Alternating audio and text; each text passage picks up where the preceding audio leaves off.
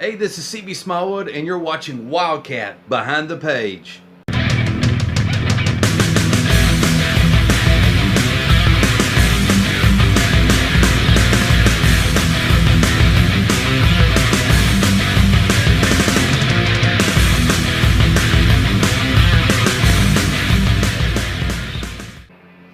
All right, this is the first inaugural episode, maybe? Is that what is that how you say it? Inaugural? But well, let me explain what Wildcat Behind the Page is. Basically, I'm just going to take you behind the scenes of the making of the Wildcat comic. Everything from the first, second, third, fourth issue, just, you know, however long I want to continue to do this series. Basically, I'm just kind of picking up where I left off when I did the 100 Days of Making Comics Challenge, which you can check out on my YouTube channel and check out all the episodes of me working on the first issue. And I'm still working on the first issue. The pencils, largely for the most part, are finished, and now I'm starting to slowly get into the inking phase, and I'm working on the cover for the first issue. Now, what time I'm talking, I also want to say that this video series isn't just going to be about me doing the Wildcat book. I mean, the 80% of this video series is about that, but it's also kind of a little bit of a vlog where I talk about how I'm feeling, what I'm going through, and you know, what my life is like. You know, because Wildcat Behind the Page is a behind-the-scenes look at the making of the book, but it's also a behind-the-scenes look at me, I guess. So it kind of has a dual purpose. So I hope you all enjoy this. It's not going to be that different from the 100 Days of Making Comics Challenge if you watched any of those videos. There might be slight differences as time goes on, but I hope you all enjoy. Let's go ahead and get started, and let's get to working on the, or let's get to cracking on the first issue cover. Okay, here we are. Get my chair pumped up here, getting ready for this inaugural episode. Oh, jeez. Let's see, get my camera positioned. So I hope everybody's doing well. You know, I want to apologize to anybody that I didn't reply to their comments right away for the 100 Days of Making Comics series. I will get to those. Now, as always, the same rules apply. You know, I'll write you back within a week or two. It takes me a while, you know, if you leave a comment or anything like that. It's not that I'm being mean or callous or purposely callous or anything like that. It's just you know, life kind of gets in the way sometimes, you know. Ooh, a little too much zoom.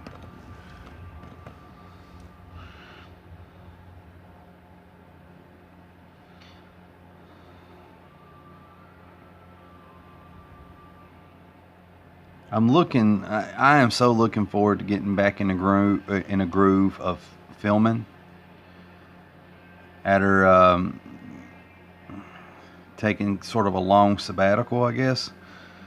And it wasn't by choice. I had to spend so much time working on the 100th episode of 100 Days of Making Comics that it actually, gosh, I don't know, it just took a lot of time.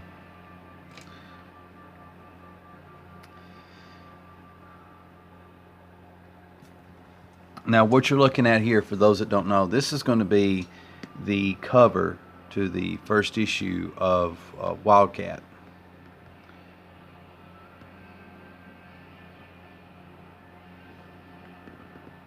And still working at it, working on it, as you can tell. I do want to point out that right away, there's a couple of lighting issues. I kind of feel like, anyway, it seems like there's a light source that I've indicated it's kind of coming down this way, right? but at the same time, I've put on the tombstone a shadow here, which would indicate there's a light source coming from this direction. Which it is possible to have two converging light sources, but I like to keep it simple. And mainly the only reason I put this here is just for looks. You know, I thought it looked cool. But I may... No, I won't. There's no may to it. I'll just go ahead and erase that, because I feel like it clashes a little too much.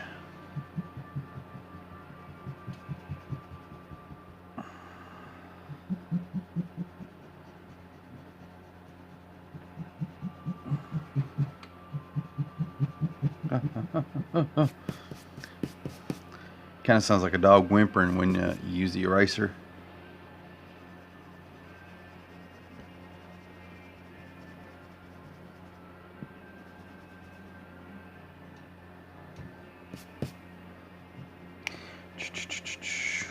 Okay. All right. There. Zoom back out.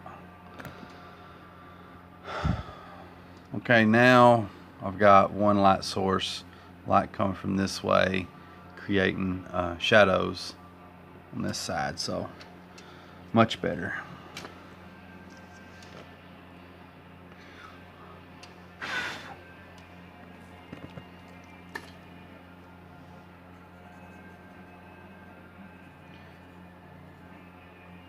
Choo-choo-choo.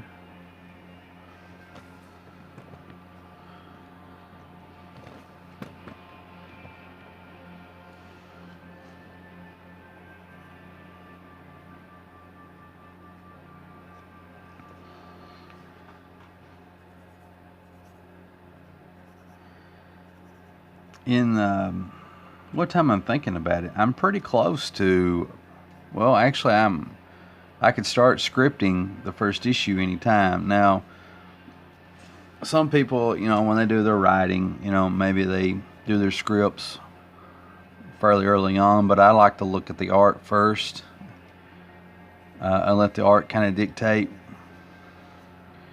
what the characters are saying, you know.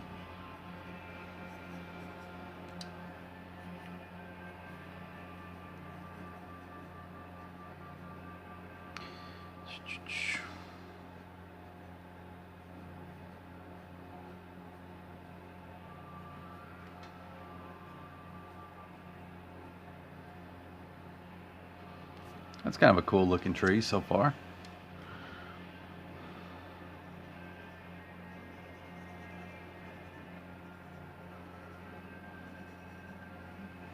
There we go. Nice.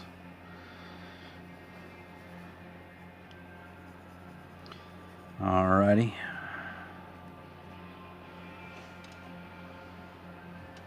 Cool.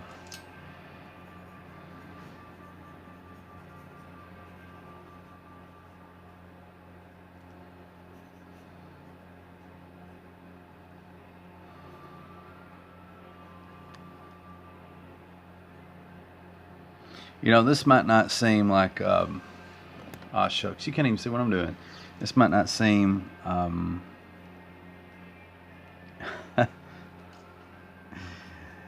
seem obvious, but doing this cover, I've had to learn to draw the tops of trees.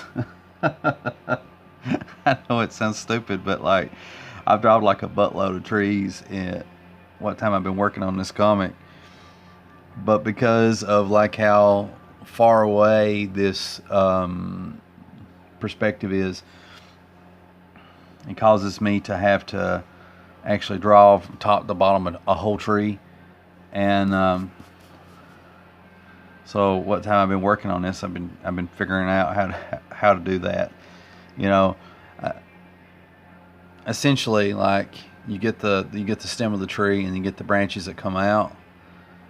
And typically, you know, I only get about that far up in the drawing of the trees, but now I'm at the top. So I figured, you know, they kind of branch out like that without like a a single straight line going up, you know. I mean, it looks right to my eye, so I think that's good enough, you know.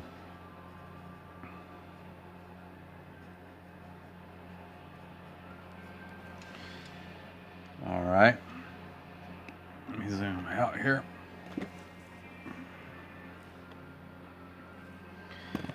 Okay, this tree over here looks a little naked as far as like shading, so let's go in and shade that a little bit.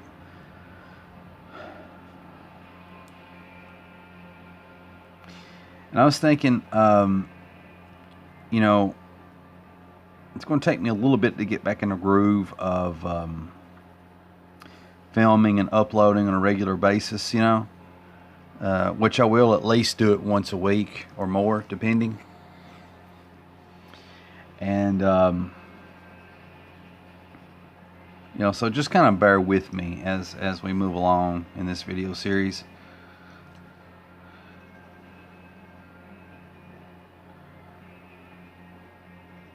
And there's stuff, you know, that I want to talk about that, you know, I just can't really get my brain to focus on right at this moment. I guess I'm just so focused on not messing up this cover. I have to say that I think the cover looks pretty killer to me. I don't know what you all think. I hope you agree, you know. I think this is a good first cover. I really do. I mean, like, let's zoom out. I mean, I think that looks really cool, you know. Not to toot my own horn, but it's pretty neat, I think. Zoom in.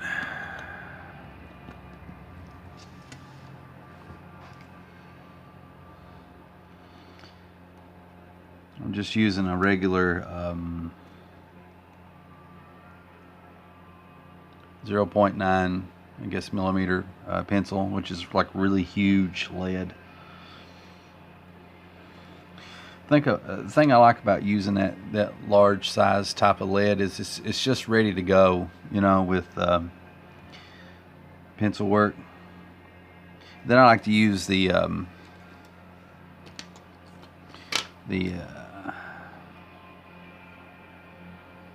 like a 0.5 millimeter pencil, and I don't really care what brand makes the technical pencil. I just 0.5s are hard to find in most places, unless you go to like a Office Depot or somewhere like that, you know.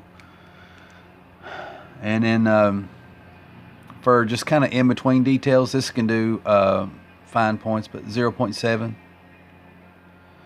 And again, I honestly don't care what technical pencils I use, just as long as I can get a 0.5 and a 0.7. And you can find 0.9s everywhere, you know. That's the most common technical pencil, you know, anywhere.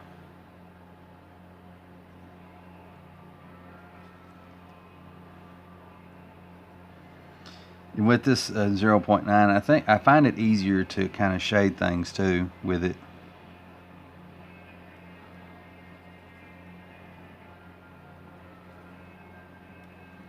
So I like that aspect of it.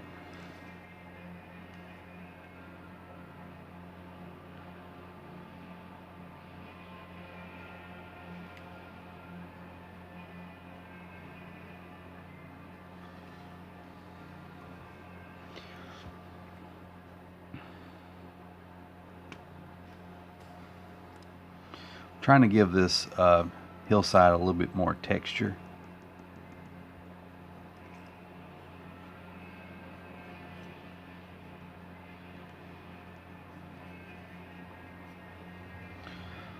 And there's no rhyme or reason to like a lot of the pencils and stuff that I do when I do things like this. What I'm trying to do is I'm putting in a lot of abstract shapes into the drawing, and my mind kind of looks at it, and then it kind of picks out of this abstract mess what could be what is what, you know. Like, this looks like a rock to me, so I'll just go ahead and give it a shape. You know, these are all rocks. This is a rock. We'll go ahead and make this one a rock too. Make this a rock. Just a very rocky area for whatever reason. Make this one a rock, make that a rock. So whenever I draw the ground or something like that, I just let my pencil kind of just go free and just do whatever it wants. A lot of zigzag lines, up and down lines, just wavy lines. And I still remember the advice that David Finch gave me when he looked at my work. And he said that I needed to add more shadows and things, you know, a lot more shading. So I'm going to do that. And I noticed Jack Kirby did that with his work too, you know. You know, a lot of great artists do. I'm not saying I'm a great artist. I'm just saying that it's a good way to make things pop and to add a little bit more, I think, diversity to your drawing, in my opinion. Now, I could be wrong. It's probably best to consult somebody with a little bit more experience than what I got, but this is what I found that works for me from time to time. Something that I'm still, you know, exploring.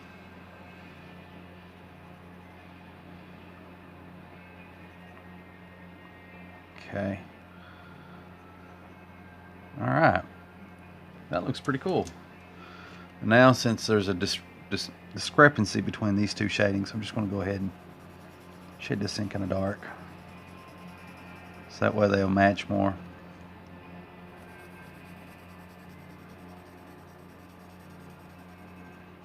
Kind of look like the same type thing. All right, let's zoom out and kind of get a gander.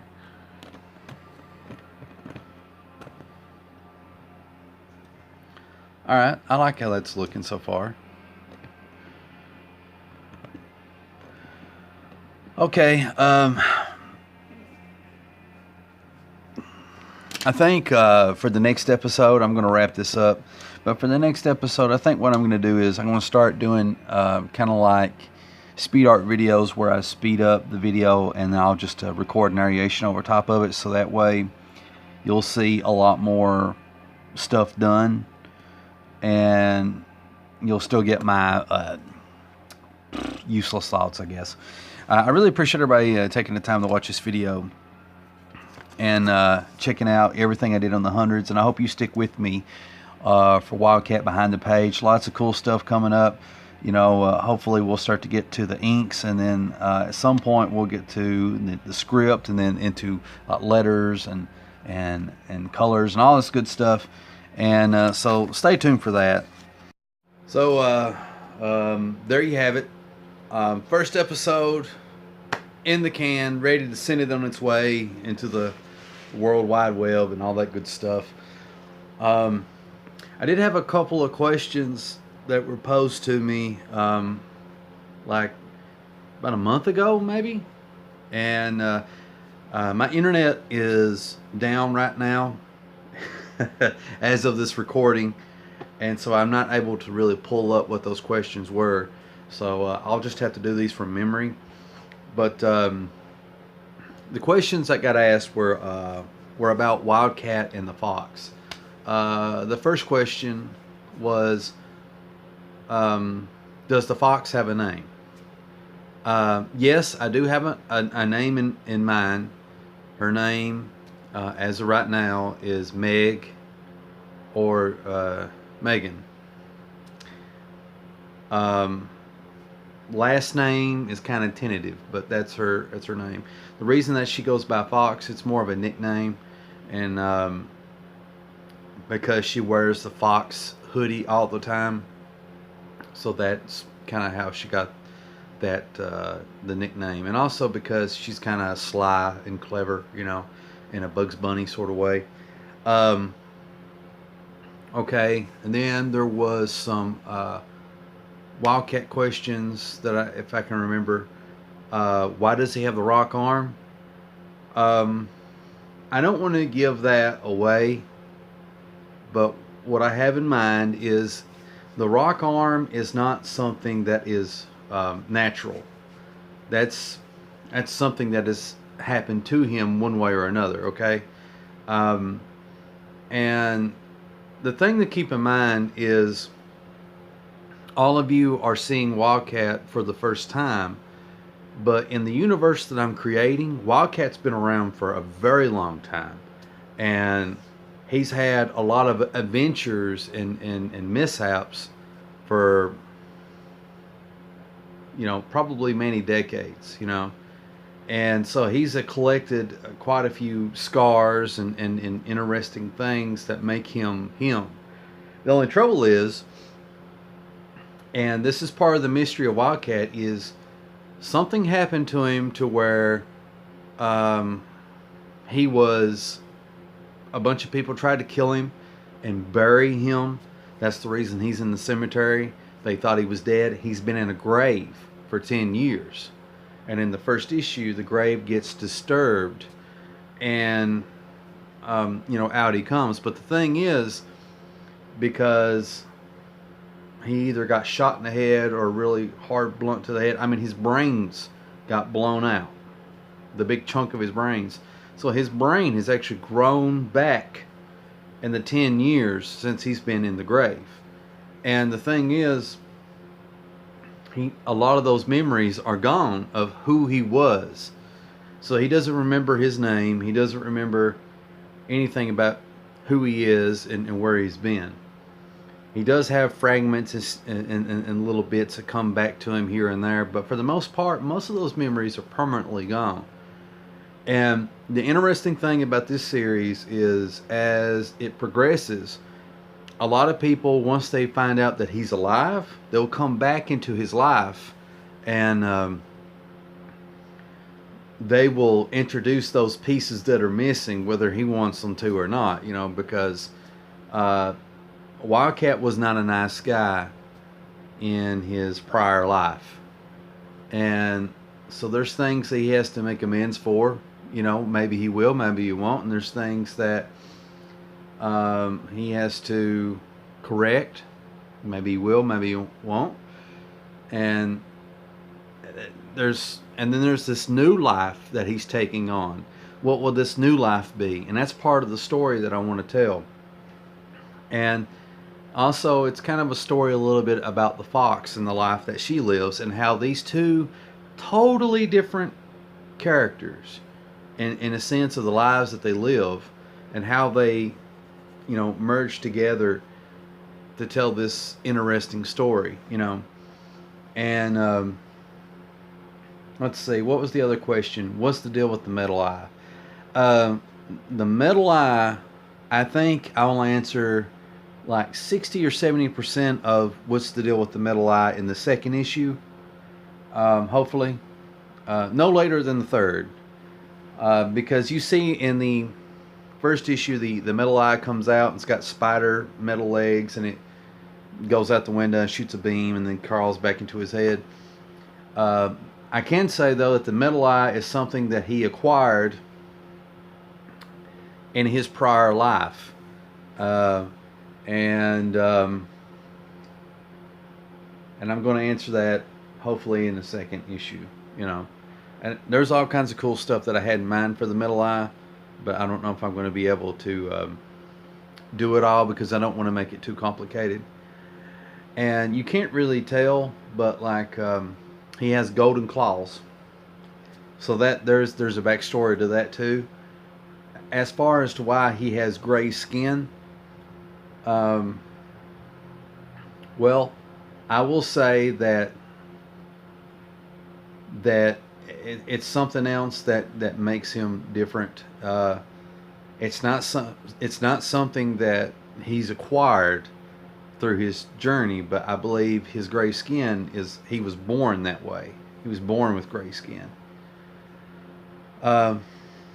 He may or may not have been born with a rock arm. I know a lot of these answers are kind of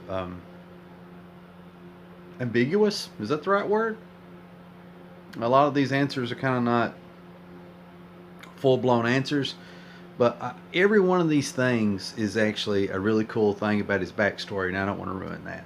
So anyway, this video is probably getting pretty long, so I'm going to rush it along, and I just want to say thank you for everybody watching this first episode, and be sure to check out the next one whenever it comes out. I think I'll try to do one, at least one of these every week. We'll wait and see how that works out.